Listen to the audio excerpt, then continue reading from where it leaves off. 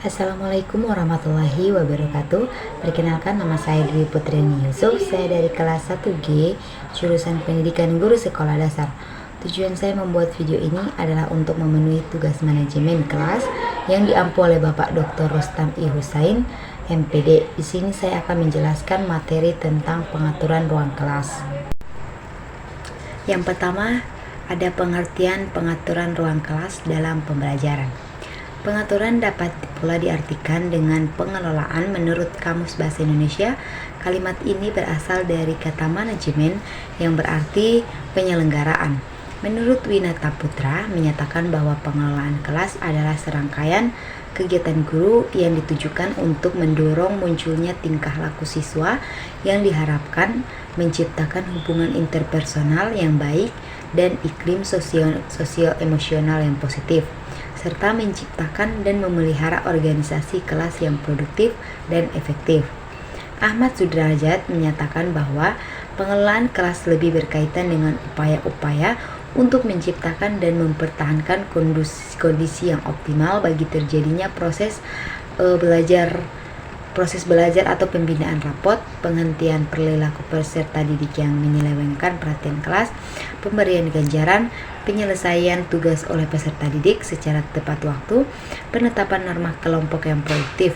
Di dalamnya mencakup pengaturan orang atau peserta didik dan fasilitas. Sedangkan menurut Winzer menyatakan bahwa pengelolaan kelas adalah cara-cara yang ditempuh oleh guru dalam menciptakan lingkungan kelas agar tidak terjadi kekacauan dan memberi kesempatan kepada siswa untuk mencapai tujuan akademis dan sosial. Dalam manajemen kelas efektif, lingkungan fisik merupakan faktor yang sangat penting. Oleh karena itu, lingkungan fisik harus dapat didesain secara baik dan lebih dari sekedar penataan barang-barang di kelas.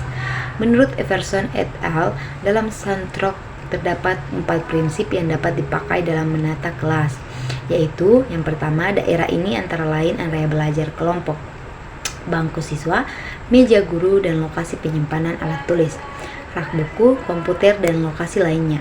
Area-area harus dapat dipisahkan sejauh mungkin dan dipastikan mudah diakses karena gangguan dapat terjadi pada daerah yang sering dilewati.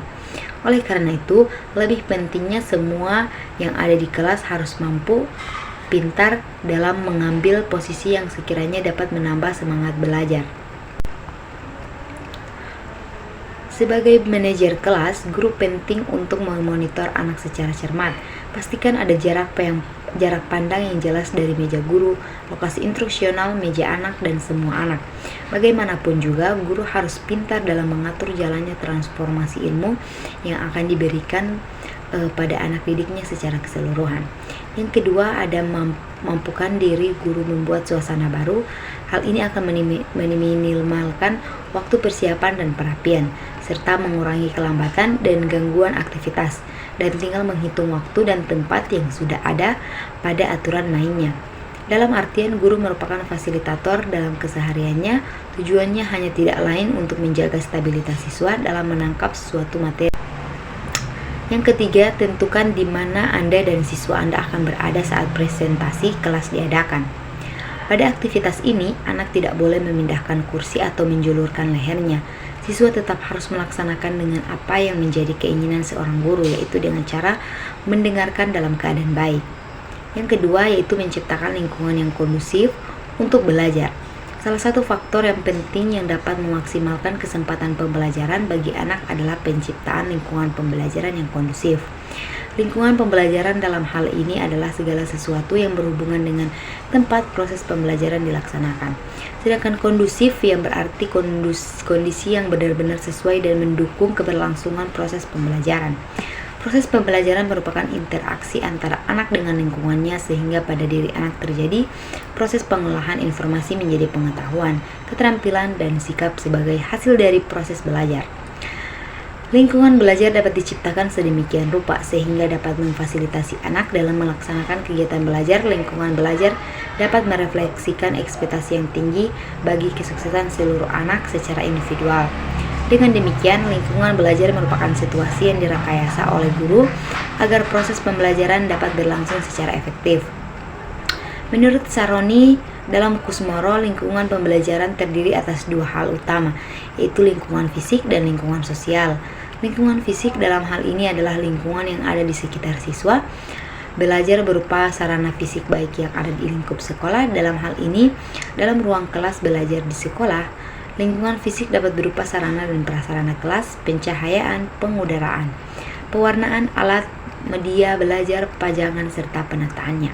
Sedangkan lingkungan sosial merupakan pola interaksi yang terjadi dalam proses pembelajaran. Interaksi yang dimaksud adalah interaksi antar siswa dengan siswa, siswa dengan guru, siswa dengan sumber belajar, dan lain sebagainya. Dalam hal ini, lingkungan sosial yang baik memungkinkan adanya interaksi yang proporsional antara guru dan siswa dalam proses pembelajaran. Dalam upaya penciptakan lingkungan pembelajaran yang kondusif bagi anak, guru harus memberikan kemudahan belajar kepada siswa, menyediakan berbagai sarana dan sumber belajar yang memadai, menyampaikan materi pembelajaran dan strategi pembelajaran yang memungkinkan siswa belajar. Oleh karena itu, peran guru layaknya membiasakan pengaturan peran dan tanggung jawab bagi setiap anak terhadap terciptanya lingkungan fisik kelas yang diharapkan dan suasana lingkungan sosial kelas yang menjadikan proses pembelajaran dapat berlangsung secara bermakna. Dengan terciptanya tanggung jawab bersama antara anak dan guru, maka akan tercipta situasi pembelajaran yang kondusif dan bersinergi bagi semua anak. Kemudian yang ketiga, pengaturan ruang kelas. Pengaturan ruang kelas sangatlah penting karena dengan adanya penataan atau pengaturan ruang kelas, maka tujuan pembelajaran dapat tercapai dengan baik. Ada beberapa asumsi dasar dalam pengaturan ruang kelas yang dapat mendukung dalam proses pembelajaran. Di antaranya, pertama dan terpenting dari manajemen ruang kelas adalah tentang menciptakan lingkungan ruang kelas yang di dalamnya semua siswa merasa aman dan nyaman dan dapat memaksimalkan belajar akademis dan keterampilan sosial yang penting.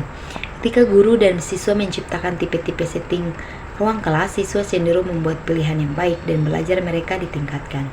Yang kedua, pengaturan kelas pasti berhubungan dengan instruksi yang efektif. Siswa akan cenderung bertindak secara bertanggung jawab dan belajar mereka akan meningkat ketika mereka terlibat secara sukses dan aktif dalam perencanaan yang penuh arti, yang relevan dengan pengetahuan dan keahlian. Yang ketiga yaitu pengaturan kelas harus meningkat rasa kepemilikan siswa, tanggung jawab dan perasaan keyakinan personal siswa yang berkaitan dengan mereka belajar.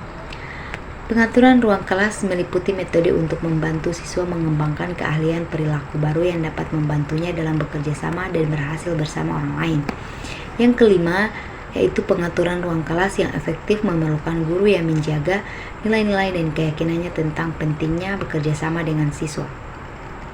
Sekian dari saya, lebih dan kurangnya saya mohon maaf. Wabillahi taufiq wal hidayah. Wassalamualaikum warahmatullahi wabarakatuh.